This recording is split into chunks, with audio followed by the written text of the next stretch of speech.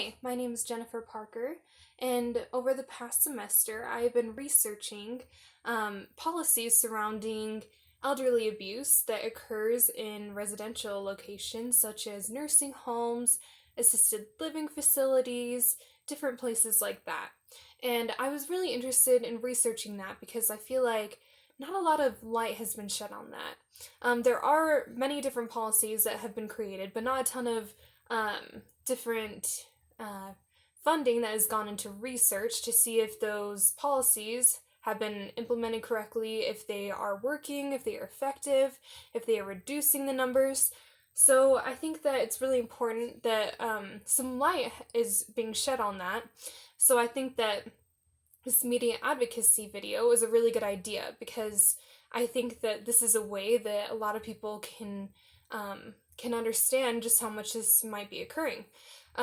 So I found a really interesting source. It's from the Pew Research Center, and it says that social networking use among internet users between the ages of 50 and older has nearly doubled from 22% to 42% over the past year.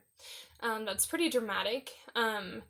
And specifically, half of online adults ages 50 to 64 and 1 in 4 wired seniors now count themselves among the Facebooking and LinkedIn masses. So, for my idea, I thought that Facebook would be a very relevant social media outlet for these elderly people to use to shed light on elderly abuse that's occurring in residential homes, such as nursing homes and assisted living locations. So for my idea, I thought that a modern version for the elderly of Me Too, which occurred, so that was created 10 years ago on MySpace, but I think a couple years ago, that's when it really hit.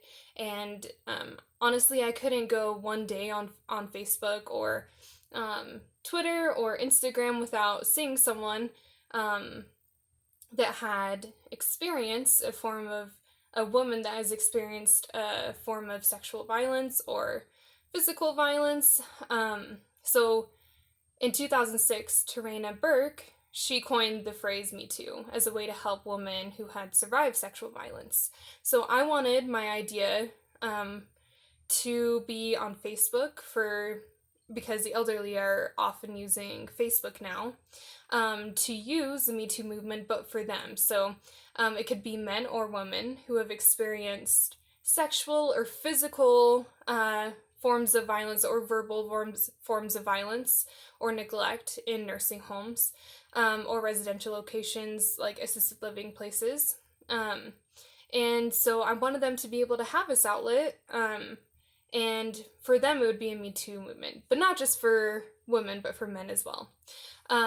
So I also think that there are a good amount of the elderly who do not use Facebook, and many elderly are still using emails, and so emails are a big resource for them as well.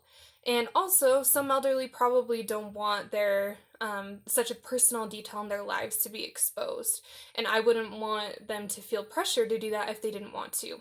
So I would want to come up with a dedicated email address that's widely spread and widely known about for them to use if they want to report such instances of abuse in their assisted living locations or nursing homes. And it doesn't even have to, they can use it as well to report things outside of that as well, because I don't want to limit their experiences that they share.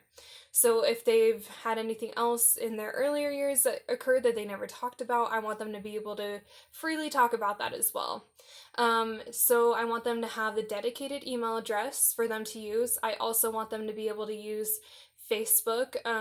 Through Facebook, they can shed light on it for many people to see. That's how the Me Too movement grew so much, was that people saw other people who had gone through such terrible things and And I think that really helps other people know how much it occurs and feel comfortable talking about it themselves. So I want that to be an option for them as well. Thank you so much. This was my media advocacy video.